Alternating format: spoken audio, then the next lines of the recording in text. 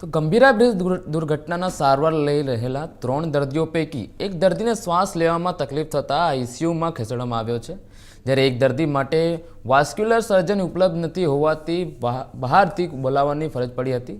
સયાજી હોસ્પિટલના RMO doctor Hitendra ચૌહાણે માહિતી આપતા જણાવ્યું હતું કે ગંભીરા બ્રિજ દુર્ઘટનાના એસએસસી હોસ્પિટલ ખાતે હાલમાં 3 દર્દીઓ દાખલ છે. ત્રણે હાલમાં સ્ટેબલ છે. એક દર્દીને અમારે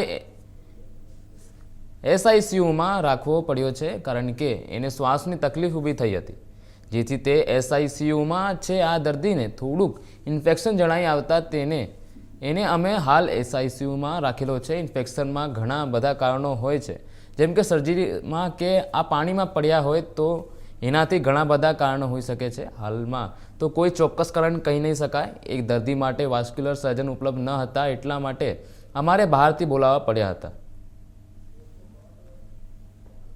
પડ્યો તો એના લીધે પણ હોય છે. ગંભીરા બ્રિજ દુર્ઘટનાના એસએસસી હોસ્પિટલ ખાતે હાલમાં 3 દર્દીઓ દાખલ છે. 3 હાલમાં સ્ટેબલ છે. એક દર્દીને અમારે એસઆઈસીયુમાં રાખવું પડ્યું છે કારણ કે એને શ્વાસની તકલીફ ઊભી થયેલ હતી, જેથી એ એસઆઈસીયુમાં છે. આ દર્દીને થોડુંક ઇન્ફેક્શન જણાઈ આવતા એને અમે એસઆઈસીયુમાં રાખેલ હતું.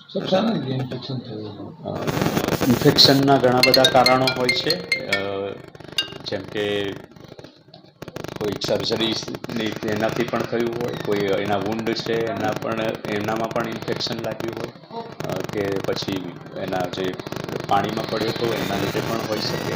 એટલે ઘણા બધા કારણ છે, પણ હાલમાં તો કોઈ ચોક્કસ કારણ કહી ન શકાય.